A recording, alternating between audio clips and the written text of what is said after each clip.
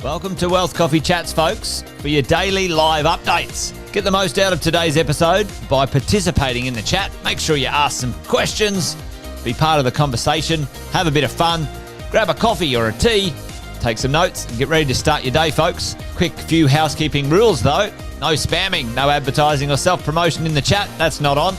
Be kind and respectful to everyone when participating. And most of all, have a good time. Real estate investing can be your biggest asset. It also can be your most expensive asset when it comes to getting it right or getting it wrong, folks. It can be time-consuming, stressful, and that's why here at Positive, we have what's called a 6-star team, a full-service team that provides integrated wealth and property investing solutions and services simply designed to help you progress towards your goal of passive income through your property portfolio, folks. Make sure you check out our other podcasts on the Positive Mentor Network. Not only is there Wealth Coffee Chats, there's the Urban Property Investor. Drops every Wednesday with straight talking investing strategies and lessons with Sam Saggers. Property Investor Tales. This is where our clients, you guys, share real life stories from property investing, hosted by some of our advisors and strategists. And that's done every fortnight, dropping every Monday. Wealth, Wine and Wisdom, folks, that debriefs the week that was in the world of finance and property, hosted by yours truly, Jason Witten and Andy Fenton on Fridays. Hey, good morning, folks.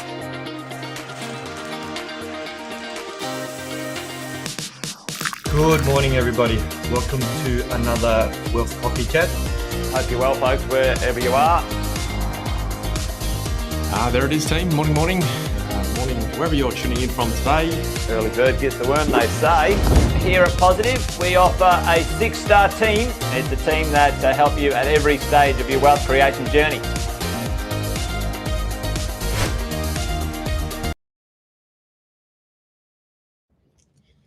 There you go, team. Good morning. Wednesday, 5th of March. It's charging ahead, isn't it?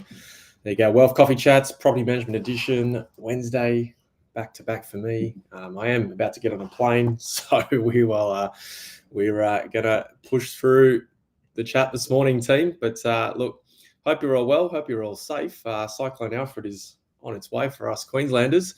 So if you're a fellow Queenslander, please stay safe. Hope you're well prepared. You got sandbags, and I've spent my morning getting all the outside stuff inside, strapping it all down, making sure. And then, then I'm off to Melbourne and I'll miss the whole thing. So there you go. You got to do what you got to do. But listen, team, give us a bit of a shout out in the chat if you are here this morning with me. Let me know where you're tuning in from. If you are in Brisbane, let me know how you're preparing for Cyclone Alfred. But if you haven't met me before, haven't sort of tuned into Wealth Coffee Chats, my name's Sjostedt, here to represent the Property Management Group for the 6-star team. And what we do on a Wednesday, about 10 past 8 local time for us Queenslanders. I think it's 10 past 9 in your states down south, and whatever it is across the country. But we come on here to Wealth Coffee Chats and we talk all things about property management. We talk about how to help us as investors and property managers hold property for a longer period of time. We talk strategy, we talk stories. We love a good story, and we love getting some lessons out of it as well. So there you go. If you haven't met me before, that is who I am. It's what I do. 14 years, going on 14 years now in the industry, and certainly been able to teach me a thing or two, which is exciting along the way. So a couple of the regulars, Mr. Lokey's here. Morning to you, mate. Hope you're well. And Sarah's here as well. Thanks for joining, Sarah. See you soon down in Melbourne. There you go, team. But listen, today's topic, I thought I was going to do something on Cyclone Alfred, but I got caught prepping for it. So I kind of missed the boat. But what I'm going to talk about today, if it's cool with you guys, is something that I get asked a lot. Wear and tear versus tenant damage, what every landlord must know. And I think, sometimes when we are holding property for a period of time, I think it's inevitable that challenges are going to come your way. I think it's just inevitable. It just depends on what it is and how you handle it, how you respond to it. And a lot of the time I get asked, well, that's not wear and tear, that's tenant damage. So I just want to kind of clarify that for everyone today, help you guys digest what's real, what's nonsense. So the next time your property management group calls you, you can have an informed discussion with them and let them know what's what, which is cool. So if everyone's cool with that, let's rip in. Bunty's here as well, mate. Good morning to you. Hope you're safe and well. So team, wear and tear, let's understand it, right? Wear and tear is the natural and gradual deterioration of a property that occurs, can't even speak this morning, should get another coffee team, over a period of time, right? So wear and tear is the natural and gradual deterioration of a property that occurs over time due to normal use. Everyone agree with that? Hands up. Yes, in the chat, I think that's fair. Damage, right? Damage results from negligence. Damage results from misuse or accidents, right? Things happen. Like I say, you hold property for a longer period of time. At some point, something will happen. Tim is here. Morning to you, mate. Thanks for being here. Carolyn, thanks for tuning in. Always love your support. And so, it's pretty clear in my mind what it is. But, for a lot of landlords out there outside the 6-star team, they work themselves up. They get stressed about it. They get anxious about it. They panic. Property managers half the time don't understand what it is. And so what this can cause is, the wrong tradespeople going there.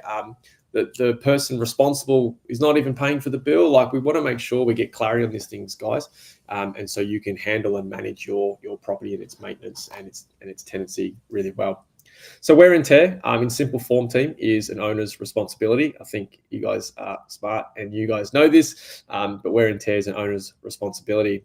It cannot be deducted from the bond. So please, team, if you ever have a vacate and a tenant moves out, your property manager conducts the exit condition report, the bond inspection, and they find some scuff marks due to furniture movements along the floorboards. That is considered wear and tear. It is not their responsibility. It cannot be deducted from the bond. If you choose to go down that path, I can tell you, team, the likelihood of you winning that case at tribunal is going to be next to zero, unfortunately. And like I said from the start, wear and tear is unavoidable over a period of time due to normal use. Right, I think that's fair to say. So what's some examples of wear and tear, right? It could be faded, peeling paint.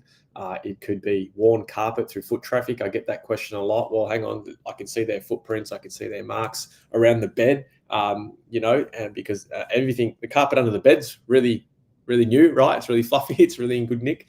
But wear and tear is foot traffic through, carpet, on carpet that you find. You might find it through hallways in particular. So where you get heavy foot traffic, that is considered wear and tear and not damage. Loose handles, could be settlement cracks from movement, right? That's considered wear and tear. And of course, like scuffed flooring, as I said before, from furniture movement. Now, the difference between scuffed floorboards and deep scratches, let's call it, or deep indents into the floorboards, as an example, that would be considered damage, if that makes sense. So, little scuff marks here and there, wear and tear, significant indentations or deep scratches into floorboards, that would be considered damage, and therefore you would have a case to put forward with the tenant about being responsible to make that payment. Other wear and tear items, right, could be faded curtains from sunlight. That's not tenant damage. It's just purely natural deterioration over a period of time. And then, of course, damages can be holes in walls, burn marks, stain marks to the carpet, to the floors. Ever had an iron stain burn? The amount of times I see iron burns on carpet, it's crazy. And like I say, torn curtains, ripped doors. You guys know, I think, what damage is. And then in that case, you know what to do with it. So really quickly this morning, team, as I see Courtney here as well. Morning, Courtney. Hope you're well. Is best practice for landlords. So as I say, it's all about kind of understanding what wear and tear is versus tenant damage. And then in this space, like, what is best practice for you as the landlord? What is best practice for the property managers in that space? So, something we talk about all the time on Wealth Coffee Chats is number one, conduct regular inspections and make sure over that period of time, it's documented. The condition of the property is documented every 3 to 6 months, depending on your state. Your property manager should be conducting those routines. If they are not, that is a problem, and you need to let someone maybe in management know about it, or change property managers. It's kind of what you need to do. So document conditions over time. Super, super important. Detailed entry condition reports to establish a baseline on the condition of the property before the tenant moves in is going to help you along the way, regardless of whether the tenant's there 1 year, 5 years, right? Now, there's some technology around that I think I've been bringing up to pop-up mentoring and all that sort of stuff, and your property managers can explain that. But there's some really cool software and tech now, guys, to help you protect your property, right? To help you establish the condition of the property now and into the future as the tenancy goes along. You want to understand how your property manager is educating their tenants in and around setting clear expectations. What is wear and tear and what is tenant damage? Okay, if you set clear expectations from the start, if you document the process through the lifetime of that tenancy, you're going to find when these challenges arise, you're in a position, and your property manager's in a position to kind of handle it a lot better, to get to a solution quicker and to minimize the any damage that could occur, I should say. When you do these sorts of things, and when you've got clear reporting and you're keeping safe and you've got clear expectations, you can actually budget for this stuff and budget for maintenance and repairs a lot better. The really good landlords I know budget really well. And so when minor things come up, it's not really a concern. It's just get it done, move on with your life. It's more important things. It's more higher dollar productive things for you as the investor to be doing. And those that aren't organized, who don't want to budget for whatever reason, there's a lot of variables, but they seem to be the ones in the midst of chaos, right? And so a loose door handle, that is probably not really much of an issue to get fixed by a handyman, or go to the local Bunnings and get a new handle. All of a sudden becomes a huge fight. It becomes a huge argument between the tenant, the property manager, and the landlord. And all of a sudden you're heading to tribunal over a $100 door handle. And to me, that makes no sense. The application to tribunal is going to be more than the door handle. So if you want to lose money, that's what you would do.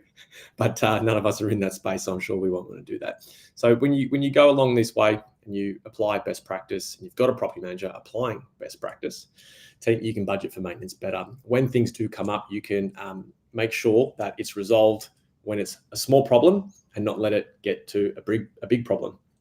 I got one at the moment where there was a simple cracked tile, again, due to deterioration of the property through normal use.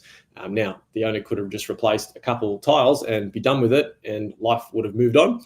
However, over a period of time now, it's escalated. It's now the whole kind of place the whole thing needs to be replaced. And so all of a sudden, it's from a $300-400 job has turned into maybe a $3,000 job. So it's not smart, if you ask me. But it's preventing minor items before they become major. It's pretty simple. Jeff's on. G'day, mate. Jeff might have a story for us too. Jeff, if you've got a story on wear and tear and tenant damage, let me know. Always good to hear everyone's stories and banter in the chat, guys. So any questions, let me know. But that's really it, team, for me this morning. I thought I'd just throw out, spare a few minutes at the end of the chat. Maybe you guys got some questions in the chat you want to throw at me, and we can wax lyrical on that for a minute. But certainly, team, it's just about understanding what's real, what's wear and tear, how to best manage and navigate that, as opposed to tenant damage. They are two completely different things, and there are two completely different ways you can handle it, or your property manager can handle it. If you've got a good property manager, they'll just do it for you, which would be great.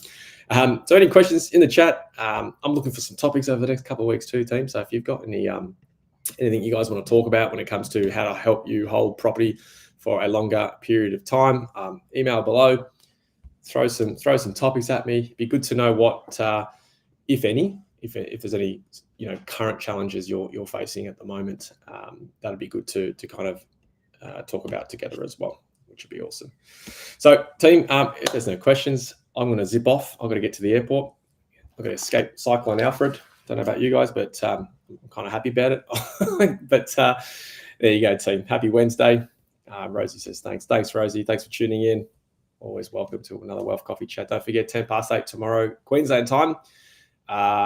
Provided Cyclone Alfred hasn't wiped out the internet team, we'll be on tomorrow, and we'll hold another Wealth Coffee chat amongst the 6-star team. So listen, that's it for me today, team. You guys have a wonderful Wednesday, and for all the Queenslanders, stay safe. Catch you soon, guys. Thanks for watching another episode of Wealth Coffee Chat, folks. Make sure you like, subscribe, and turn on your notifications so you never miss a thing when we go live. Improve your portfolio and investing game, folks, with Wealth Coffee Chats live every morning at 8:10 each weekday. Make sure you join us. Previous episodes are also available wherever you get your podcasts, folks, as well as our other podcasts from the 6-star team here at positivementor.com.au.